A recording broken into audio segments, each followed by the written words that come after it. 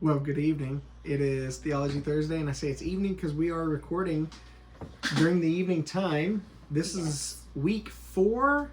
Surprisingly, yes. Surprisingly, we should probably be at week 5 or if not 7 already, but we've had a delay for the last couple of weeks, and so we're glad that you are here with us for this 4th week, this 4th video, as we're moving through on the Incarnation by Saint Athanasius, on the Incarnation of the Word. And hopefully you've been enjoying it. We know several have been reaching out to us asking, hey, when's the video dropping? But there's like 0 engagement. Online engagement at least. Yes, there's no engagement on YouTube. There's no engagement on Facebook. No one's sharing. No one's liking. No one's commenting. But like, we don't do it for a week.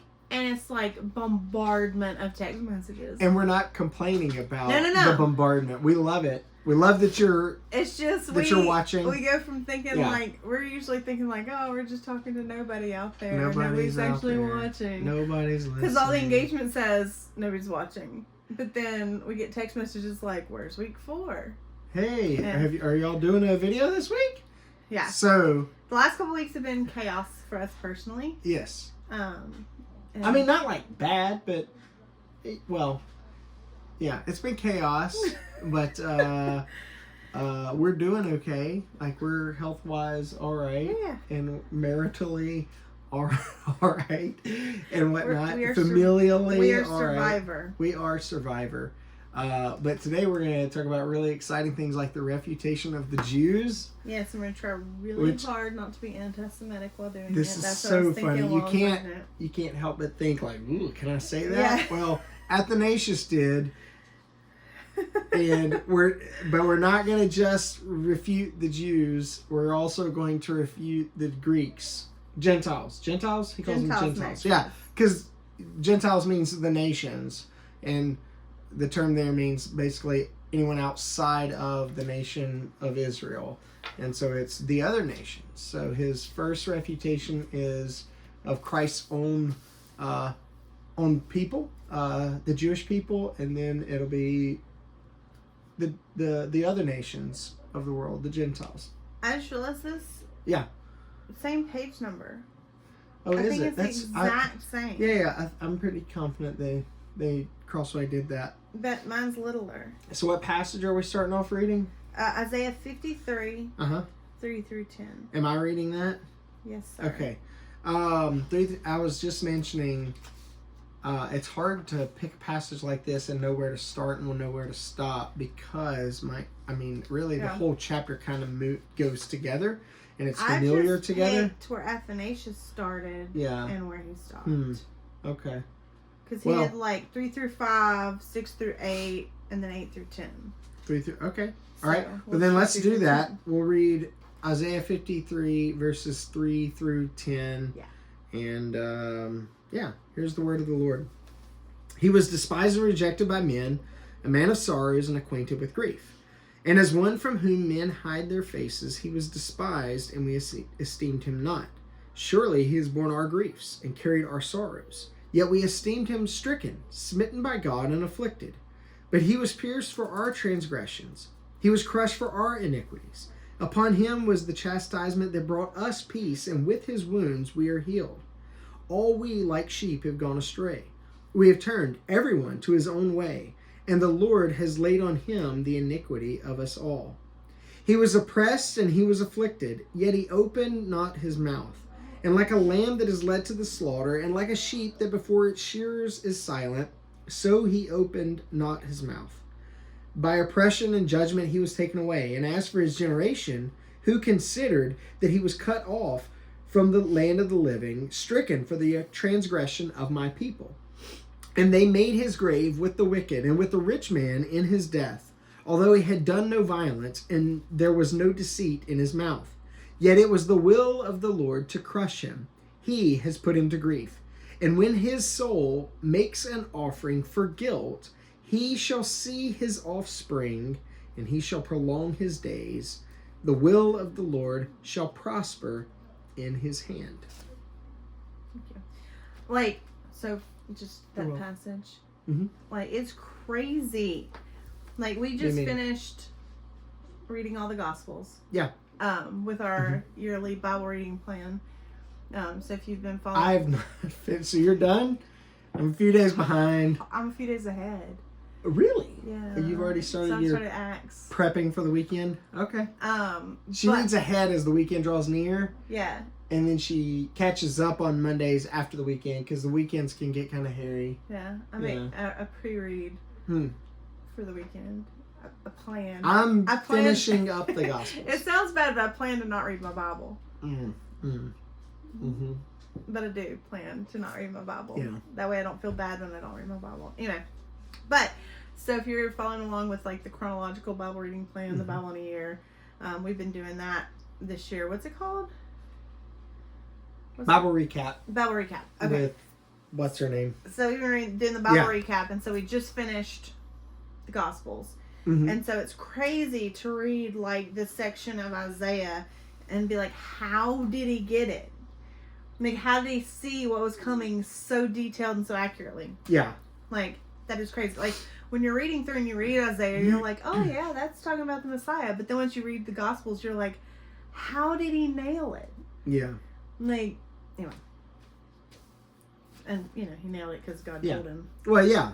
Yeah, he nailed it because it's the Word of God for the people of God. And he's the prophet, and that was kind of what prophets do. Yeah. Yeah. Anyway. So, crazy. But at the same time, I imagine he, as he's writing, is probably thinking, wait, what? Alright, so. He talks about the refutation of the Jews. And so he says that there are two ways, basically there are 2 points that the Jews seem to have a problem with Jesus being the Messiah. The first being the unfittingness or incongruity of the cross. Yeah. And that the Word became a man at all. That's what he says. Those are 2 things. So, he's talking about the prophets foretold of Jesus coming. Like, we saw that in Isaiah 53. We're going to talk about that a little bit more. But he talks about even in, like, Numbers.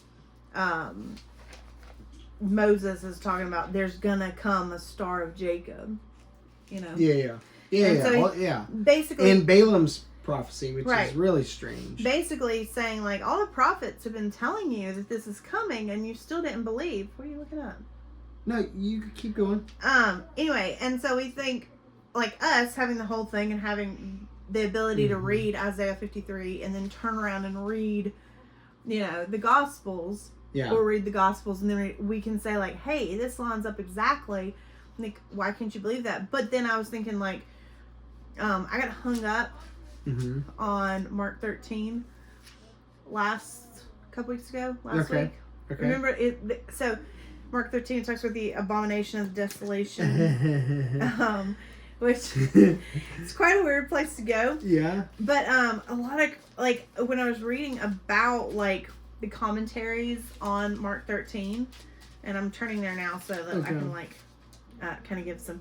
It says, but when you see the abomination of the desolation, chapter 13, verse 14, standing where he ought not to be, then let those, and it says, let the reader understand. And in my Bible, I jokingly wrote, the reader does not understand, because I had to read like 5 commentaries.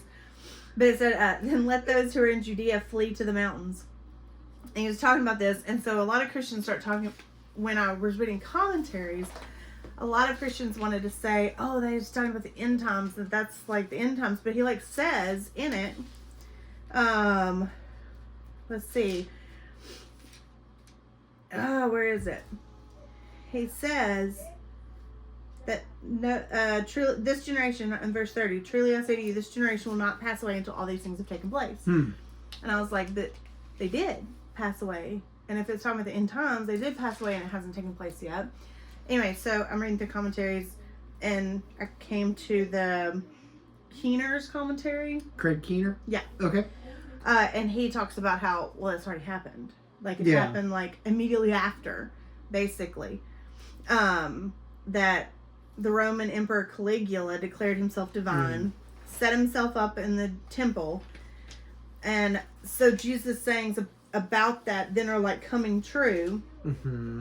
And so then the abomination happens when the zealots in 66 shed the blood of the priests in the temple, and then immediately after, I say immediately, 4 years later, in 70, there's the AD 70, there's the complete desolation of the temple.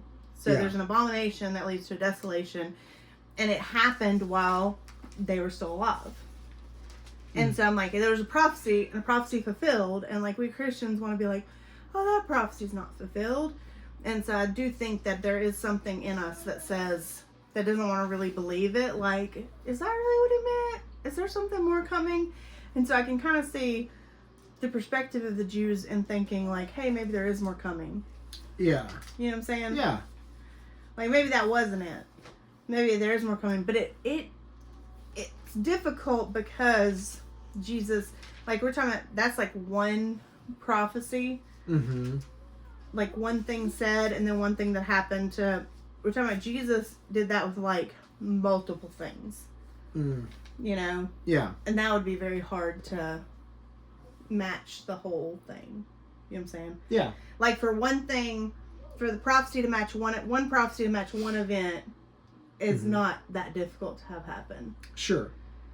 Like it's crazy. And there's a prophecy that he rides on a donkey. Okay, we'll get on a donkey. But the prophecies of Jesus, there's so many and they all match. Hundreds, if not thousands. There's no way that happens just by happenstance. And things that seem completely impossible.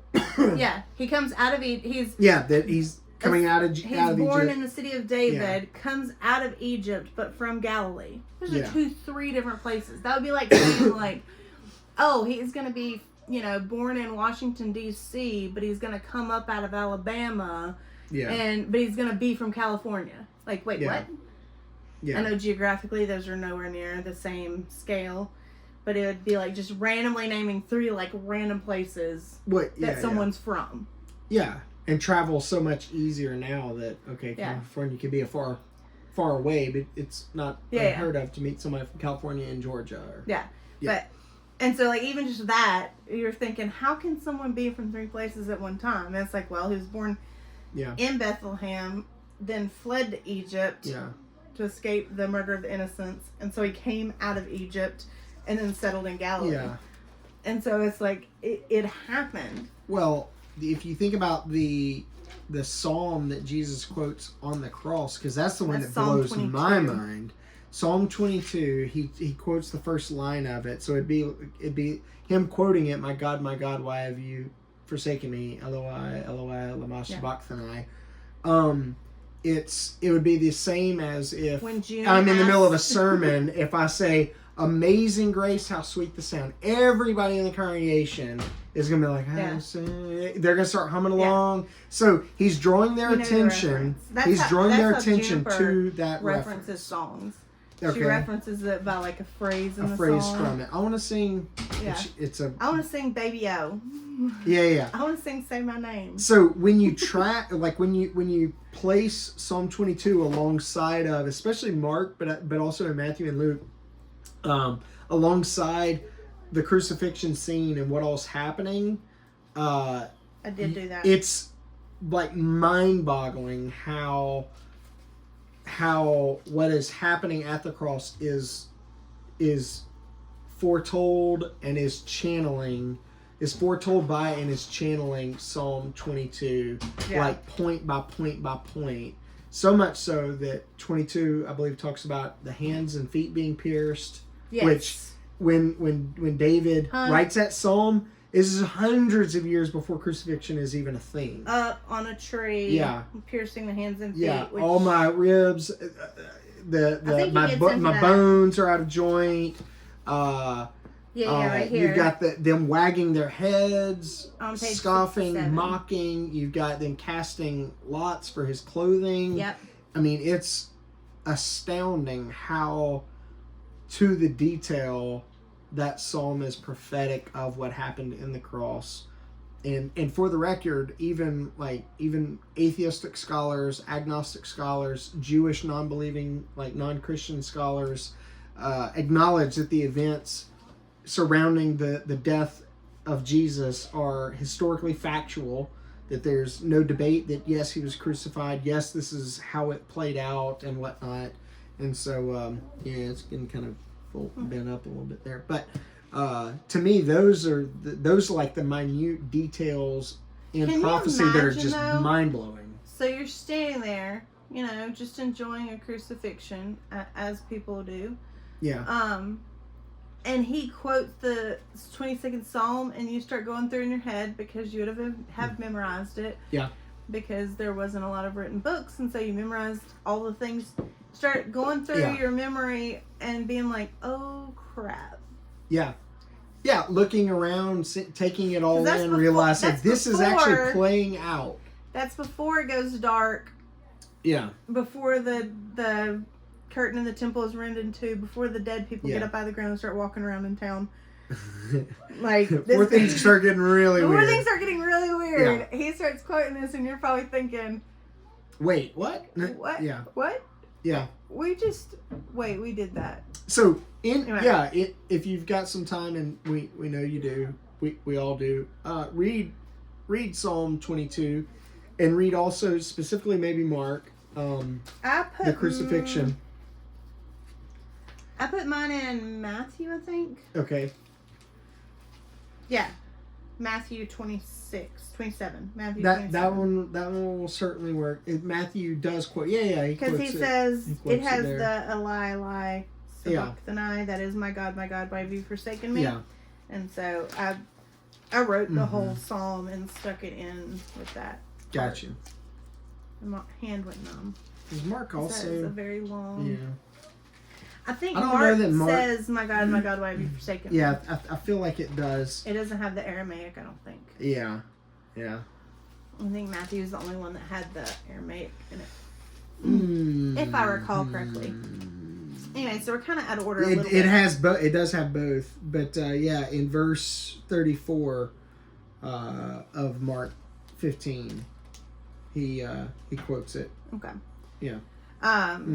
So then we're kind of a little all over the place. That's fine. We're working without notes tonight, by the way.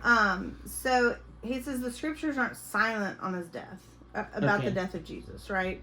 Okay. Yeah. And that Jesus. And they aren't. They aren't. No, and he said even the Old Testament, and a lot of what he's quoting is Old Testament prophecy. Yeah. Because he's talking about the Jews. Yeah. And at that time, the New Testament hadn't been written yet. Well, no, it has. I mean, it has in his time, but like for the He's Jews, appealing to a Jewish audience who doesn't receive the New Testament. And he's saying, hey, in your scriptures, here's what where all this is. Yeah. So he also talks about he endures it. Jesus endures the cross, not for his own sake, but for the sake of bringing immortality and salvation to all. That reminds me of Hebrews. Is it 12? Who endured the cross, despising its shame. Yeah. Yeah. So then he goes and talks about Isaiah. So you have the prophecy on his death, about his death.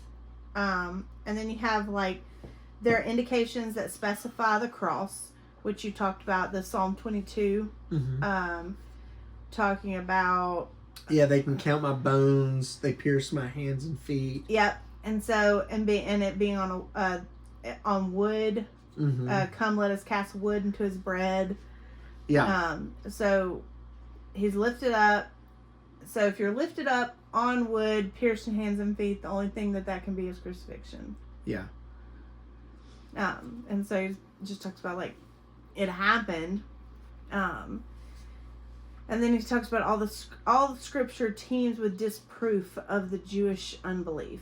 And I think it's my Jewish study Bible. Okay.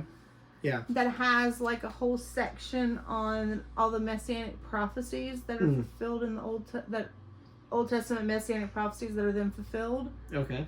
And so it's a pretty interesting little document. I think I've also seen charts that have both. So then he starts talking about. So that's the prophecy of his death. Yeah. So then he starts talking about a king, the king, kingly prophecies, right? Okay. Because the Messiah was going to be a king, from the lineage of David, meaning he was going to be king. So he says, tell us if there was ever such a king in Judah. in Israel, Judah, whom all the nations would set their hopes, and had peace instead of enmity with him on every side. Like, okay, cool. If it was a different king, show me the king. Yeah. Which one was it? Yeah. Which, I don't think they have kings anymore in Israel, do they? No. Prime Minister. Prime Minister, President? Yeah. President, Prime Minister? Prime Minister. Oh. I don't know much about Israel's current... What? Yeah. Currently, Benjamin Netanyahu, I believe. Yeah. So then he talks about... what's it talking about? So does Scripture tell of anyone else whose hands and feet were pierced and hung on a tree as a sacrifice? Like most everybody documented in history who was crucified because of crimes they committed. Yeah. Right? Yeah, like yeah. It'd be like... It was capital punishment right. for like the greatest offenses right. and specifically in order to make a spectacle and to send a message to the general gen pop that did you read this is what happens. Two Cities ever? No. I started in school, audio or... on a trip to Mississippi, and I got like 2 hours in and thought, I have no clue what's happening. I'm not paying attention really. Well, it was hard to follow listening. It's like a redemptive story, where the main character does end up like going to jail for someone else. Okay. So that who is really guilty can be free. Interesting. Because of his love for a lady, but. Always the ladies. Yeah.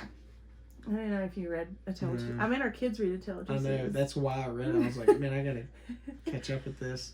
You're way behind the kids reading. They're far beyond you. I am. It's a disaster. So there's nobody in Scripture at all, except for Jesus. Yeah. Who did any of these things. Like, he's talking about, like, not even David did these things. Not even Moses did these things. Not Abraham. Like, none of them did the things prophesied. Like, even Elijah didn't do the things prophesied that were going to happen. Yeah. Yeah. No matter how big of a miraculous spectacle the person was. Yeah. In the Old crazy Testament. Things that happened. None of them did it. Yeah. None of them, like, met the criteria for meeting the prophecies. Yeah. And nobody since has. So he also says, he it is who is crucified with the sun and the moon as witnesses, and by his death salvation has come to all men, and all creation has been redeemed. He is the life of all, and he it is who, like a sheep, gave his own body to death and his life for ours in salvation. He's like, even with all Athanasius knows how to proofs, word it. And he says, even with all the, in spite of all the evidence, which he'll say later, in spite of all the evidence, the Jews still disbelieve. Yeah. Like, and when he's talking like a generation later, right? No. 2 generations? No. So he's in the 300. early 300s. And so you're talking... generation is like 80 years, right? Well, it depends on how you count a generation. I think of generation like as in 18-ish years, 20 years, like Gen X, Gen Z. I'm just saying Gen Z, Gen Alpha. So Athanasius' great-grandfather could have seen Jesus. Great-grandfather? No, I don't think. You think great-great-grandfather? So Jesus is like 30 AD. Yeah. And then you've got 100, 200, 300 years. No, not great-grandfather. Great-great-great-grandfather or something like that, maybe. I'm just thinking if a dude lives 90 years. Yeah, but he didn't have kids when he's 85. He might. You don't know Athanasius' parents and lineage? No, I don't. No, I don't. No. They might be old. So what? But what was the point? My point was, like, these people are closer to, like, having known people who knew people who knew people who knew. Okay. You know what I'm saying? Closer, far closer than we are. Yes. Like, they could have pointed to, like, family documents that were like, dude, my great-great-great-grandfather wrote a journal entry about seeing that. Or he told a story, always told a story. Like, it could have been a family story of, hey, I was there. I saw that thing go down. Yes, but not. Hey, your great grandfather came up out of the tomb and started walking around. Yeah. When Jesus died, that Jesus dude died. Yeah. Like, they were close. Ish. Yes. I mean, I say close. I guess 300 years is a long time. I mean, yeah, because that's like, who? Yeah. Because that would have been. Do you believe the American Revolution because you got ancestors who fought in it and therefore they've heard? I do not have ancestors that fought in the American Revolution. And I don't know. My family only came to this country in the early 1900s. But do you remember the potato famine? Because great grandparents told great grandparents. I mean, some family history that goes along. Yeah. So what was the point of that though? Oh, just that there's all this evidence, and they're even closer to like the actual happenings, and they still didn't believe that it happened. Yeah, and keep in mind he's not picking on the Jews. No, because he's about to pick on the Gentiles for longer. Yeah, because he's pointing out the vast majority of people who see the evidence disbelieve, and that's what I was looking up earlier. That takes my mind to both 1 Corinthians and 2 Corinthians, because in 1 Corinthians Paul says, for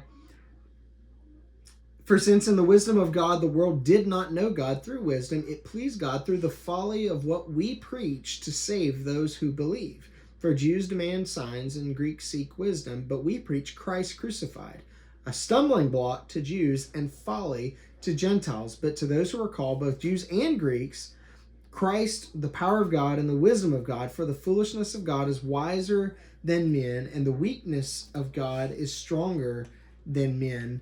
And then he, in 2 Corinthians chapter 4, he talks about there being a veil over the eyes of those who are unbelieving.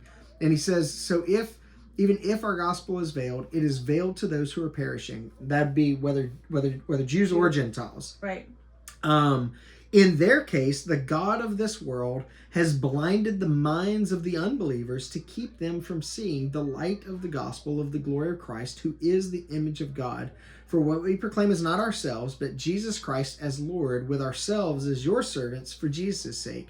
For God, who said, let light shine out of the darkness, has shone in our hearts to give the light of the knowledge of the glory of God in the face of Jesus Christ. So his refutation of the Jews is not particular. Well, it is particular to them, but they aren't the only ones. Because the vast majority of Jews and the vast majority of Gentiles don't believe the evidence of the gospel that's laid out before them. So this is 300 years after, and the Jews are still waiting. And now we're 2,000 years after, and they're still waiting. Well, still waiting, but also in some sense, and I'm not saying all, and I'm not saying all now more than then. At some point, I think there's a move away from, we're awaiting a coming Messiah, to perhaps we are God's suffering servant by being rejected by the world and being a minority and being scoffed at and that sort of thing. So I don't know to what extent many of them are still awaiting a Messiah, or even were at that time. Yeah. Okay, so 1 Corinthians, that you just read. Yeah. It kind of goes into his point here that says, for the prophecy does not only declare that God will dwell here, it also makes known the signs and the time of his coming, which reminded me of Jesus in Matthew 16. Okay. Saying, you can interpret the sky, but you can't interpret the signs. Yeah. I think it's funny. It is funny because he pulls the one that we use Red frequently. at night, sailor's delight. Red in the morning, sailors take warning. He's like, wait, Jesus knew that? they knew that. Yes. We know that because they knew that. Ancient. So he talks about when God comes, the blind are going to see, the lame will walk, the deaf will hear, stammers will speak Isaiah distinctly. 60, I think. 30. 65. No. 35. Isaiah 35. I was way off. You're closest. Samson. Anyway, so Athanasius says, okay, can any Jew tell me when such signs occurred in Israel? Yeah. And the answer is, all those things happened with Jesus. Yeah. There are multiple places in Isaiah's prophecy where it says the same sort of thing. But yeah. 35 5 through. He referenced. Yeah. 65, it's talking about, I was manifest to those who did not seek me, found by those who had not asked for me. I said, see, here I am to the nation, and that had not called upon my name. I stretched out my hand to the disobedient and gainsaying people. I was thinking Isaiah 61. And that's the passage that Jesus stands up, takes the scroll in the synagogue in Galilee. How do you find anything when nothing is highlighted or there are no notes? Like, it's just blank. Yeah. How do you find it? I find it. I find things. I find things because I write it on the page.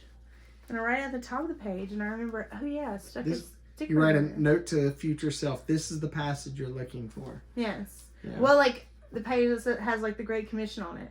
The top corner of the page says Great Commission. Great Commission. When I'm flipping... There it is. There it is. I just know where to find the Great Commission generally. I know generally toward the end of all the Gospels, but but y'all see me flipping around like, where's that passage where he talks about Jews and Gentiles? Yeah. All right.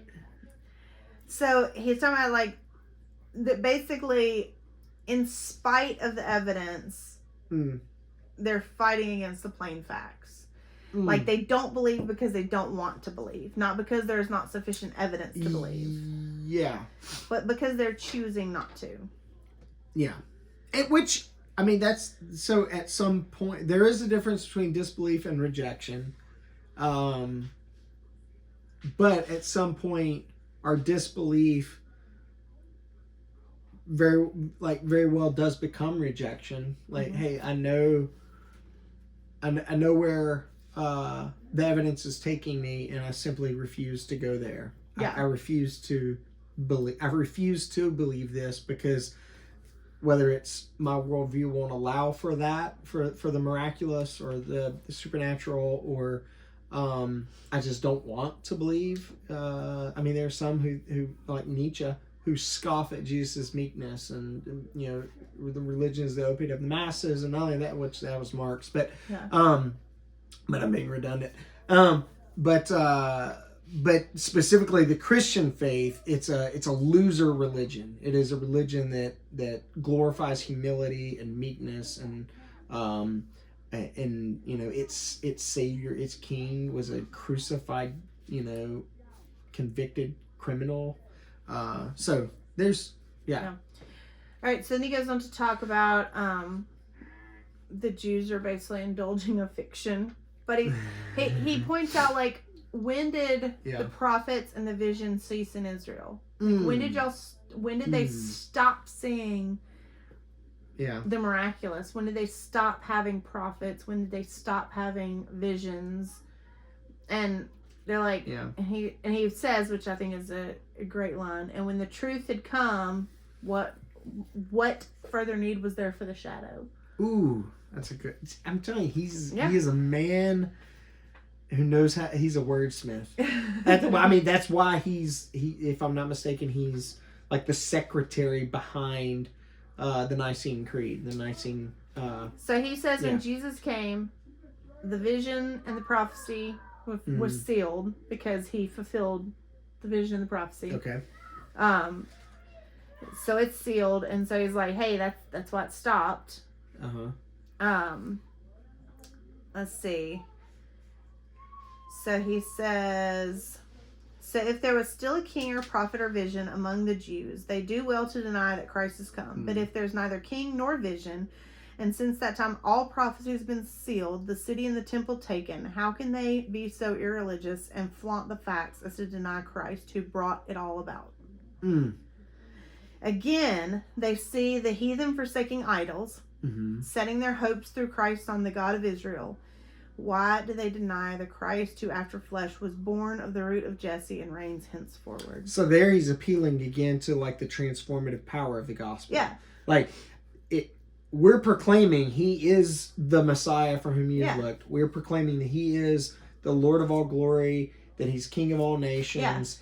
And we're showing you the evidence of transformed lives. People who were heathens, completely irreligious, completely outside. They didn't have the law of Israel. And their lives have been transformed by who we're saying was your promised Messiah. And you're saying, nope, he's not ours. Yeah. And we're saying, look at the evidence, though. Yeah. Yeah. Like, who did this? And if someone else did this, are they not worthy to be worshipped? Yeah. So then he says, I thought it was hilarious. I made a little smiley face. He said the Jews are afflicted like some demented person who sees the earth lit up by the sun, but denies the sun that lights it up. Yes. You said, hang on, read that again. I mean, the demented is so funny, but, and he's not trying to be disparaging there. He's saying what he's essentially. Remove the idea of this being the Jews. Anybody who sees the whole earth lit up by the sun. Earth lit up by the sun. And denies that there is a sun. Denies the sun lights up. Like, oh yeah, there's light, I can see everything. Morning comes, but that sun has nothing to do with it. Yeah. Yeah. It is. That reminds me of C.S. Lewis's point, which C.S. Lewis obviously wrote this before to this one, the introduction to this one. He has to be greatly familiar with it, but his line in Mere Christianity, I think, that I don't think it is Mere Christianity. He says, I believe in the sun not just because I see it, but because by it I see all things. Yeah. And he says, in the same way, that's why he believes in Christ, because not just because he sees Jesus, but by Jesus he sees everything else. And so then he asks the question, like, what has not come to pass that you're expecting to have come to pass? Like, what of the prophecies have not been fulfilled? Yeah. Like, what would you be waiting for outside of Jesus? So his conclusion is, surely then it must be plain, even to the most shameless, that Christ has come, and that he has enlightened all men everywhere and given them the true and divine teaching about his Father. And that takes my mind back to John chapter 1. But I do think that, so the refutation of the Jews, like from his time, we do still see this a lot. Yeah. But not necessarily by the Jews necessarily. No doubt. Like, I feel like this is kind of taken on a bigger thing where people just refute that there was prophecy, but he didn't fulfill it, or he fulfilled it. And you have all those weird cults that are like, oh, he appeared to do these things, but he didn't actually do them. Docetism and different early church heresies. Yeah. Nestorianism. It's kind of, it falls along the same lines. Yeah. Yes. But like nowadays, I think many people who don't believe, at least in the modern Western world, don't believe because of the supernatural implications and assumptions of the gospel. Yeah. And so they live in a worldview, or they live within a worldview, or they live within a worldview, naturalism and just extreme. Just a natural skepticism toward anything knowable outside of sensory knowledge. Well, which naturalism ends in nihilism. It does. Yeah. That's the natural following, because if there isn't anything beyond material world, then there are no abstract nouns. You know, there's no love, there's no hope, there's no doubt. There's like no trust. Those things are not real. They're all just fantasies and figments to help us cope with life. Yeah. So, that line about must be plain. Read that again. Surely then it must be plain, even to the most shameless, that the Christ has come and that he has enlightened all men everywhere and given them the true and divine teaching about his Father. So that does remind me of, I think he's channeling in his mind the prologue to John's Gospel. In the beginning was the Word, and the Word was with God, and the Word was God. He was in the beginning with God, and all things were made through him, and without him was not anything made that was made. In him was life, and the life was the light of men.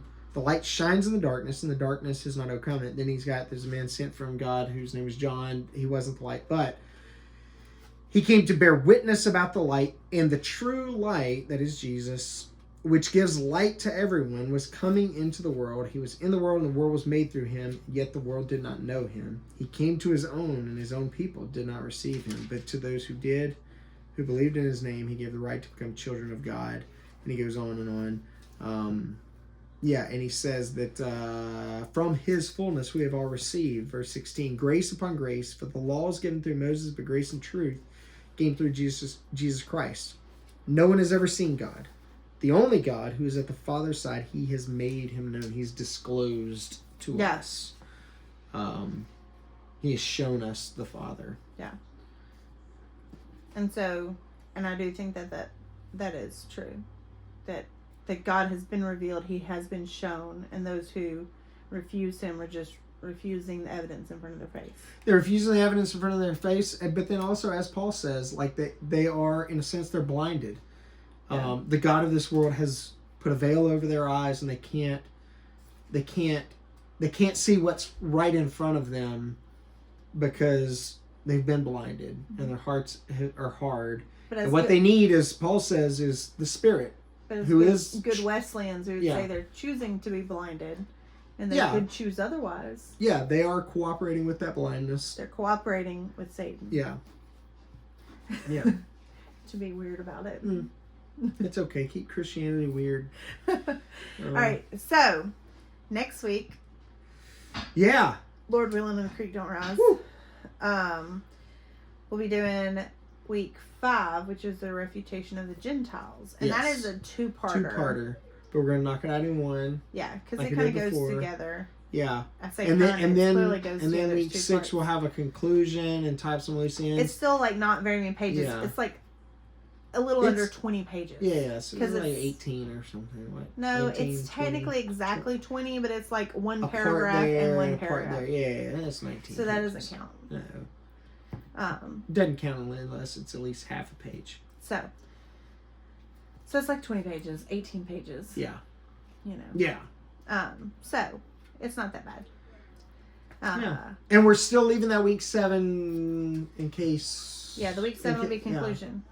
No, that'll be 6 because that's 5, then 6, and we said we'd leave a week 7 in case we want to do like a live. If you want to do a live with us, where we could do like, I guess text Adam, since you're not going to comment on Facebook or YouTube. Yes. I guess just send Adam a personal text message.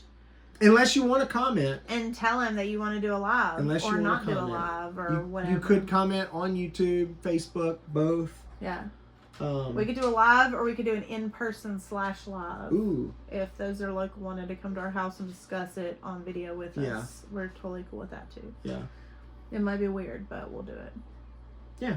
Because we're weird. We're weird. Keep Christianity weird.